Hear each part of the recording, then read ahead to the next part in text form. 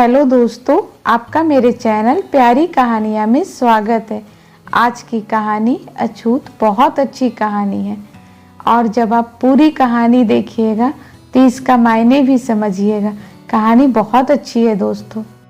सुरभि धर्मपुर गांव में रहती थी। उसके घर में दादा दादी, मम्मी पापा, चाचा चाची और छोटा भाई का संयुक्त परिवार था।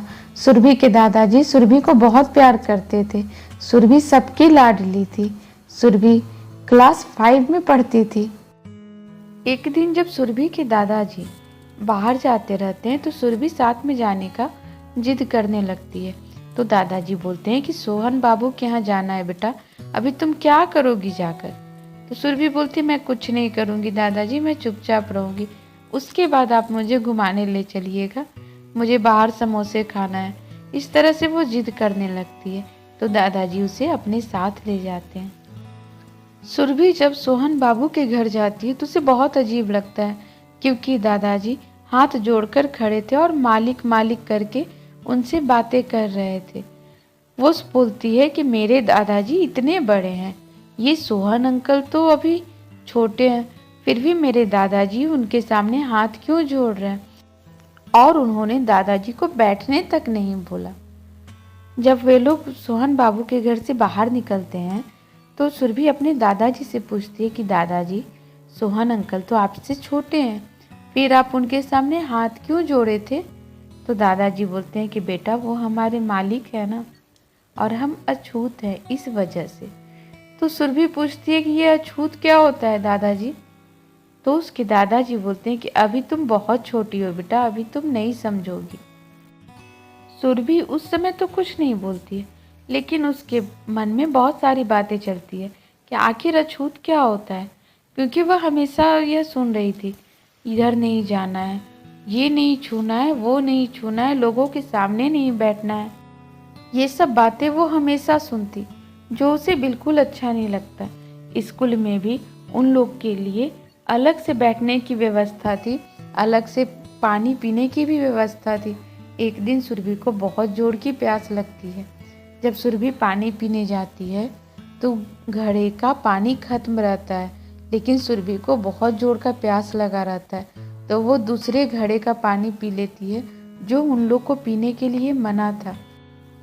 उसके बाद वहाँ पर सभी लोग गुस्सा होने लगते हैं कि अछूत ने पानी को गंदा कर दिया और उस घड़े को वहाँ से फिर हटा दिया जाता है।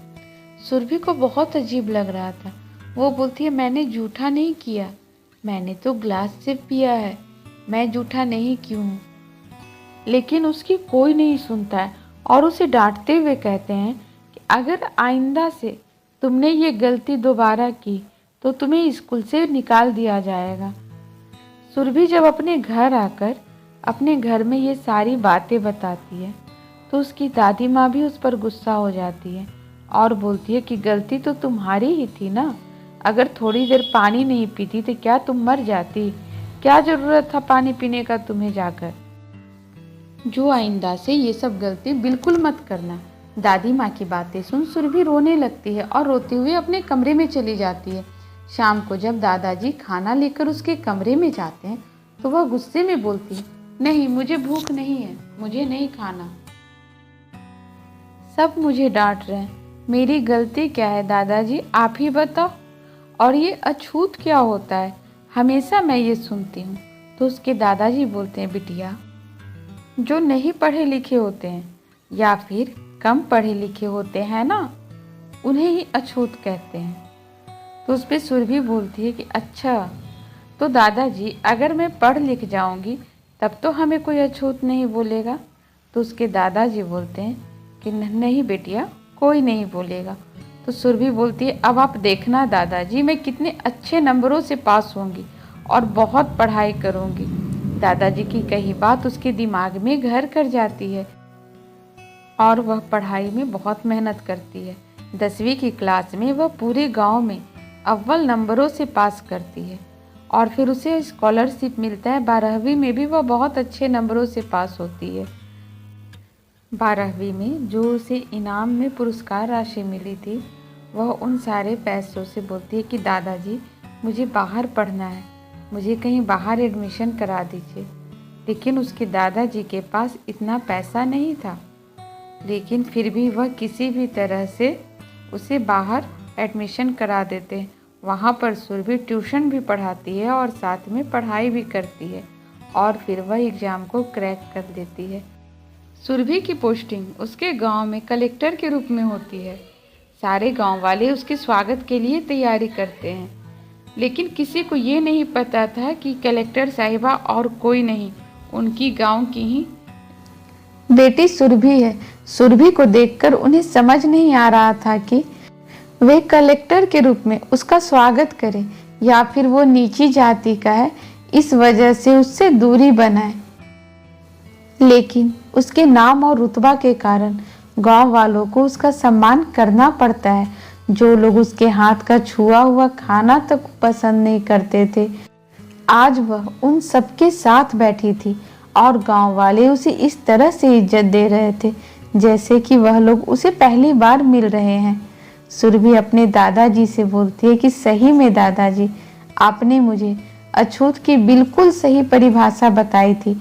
आज मैं जो कुछ भी हूँ सिर्फ और सिर्फ आपकी ही वजह से हूँ। अपनी पोती को इस मुकाम पर देख दादाजी भी गर्व से फूले नहीं समा रहे थे और ये कहते हुए सुरभि को गले लगा लेते हैं कि जुग जुग जियो मेरा बेटा, आज तूने मेरा नाम रोशन कर दिया, मुझे तुम पर गर्व है। इस तरह ही तुम लाइफ में आगे बढ़ो, खूब तरक्की करो और सबका नाम रोशन करो। दोस्तों, मेरी अगर ये कहानी आपको अच्छी लगी हो तो प्लीज़ मेरे चैनल को सब्सक्राइब ज़रूर करिएगा।